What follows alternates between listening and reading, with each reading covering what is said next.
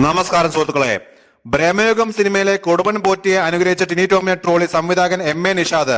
Just for horror, നമ്മളെല്ലാം കഷ്ടകാലത്തെ പറ്റി പരാതി പറയും, അപ്പോൾ നമ്മൾ ടിനി ടോമിന്റെ ബ്രഹ്മയുഗം സ്കിറ്റ് കാണേണ്ടി വന്ന മമ്മൂക്കയെ പറ്റി ഓർക്കുക.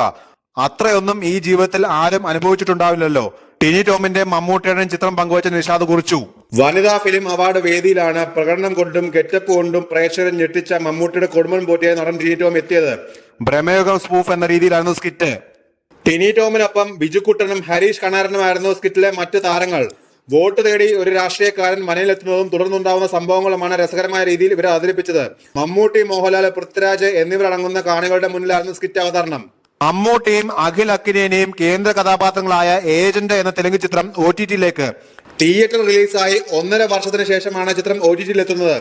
ആക്ഷൻ സ്പൈ ത്രില്ലർ എന്ന ജോണറിൽ ഇറങ്ങിയ ചിത്രം ബോക്സ് ഓഫീസിൽ സമ്പൂർണ്ണ പരാജയമായിരുന്നു. 85 കോടി മുതൽ മുടക്കിയ ചിത്രം ആഗോളതലത്തിൽ നേടിയത് വെറും 8.5 കോടി രൂപയാണെന്നാണ് കണക്കുകൾ വ്യക്തമാക്കുന്നത്.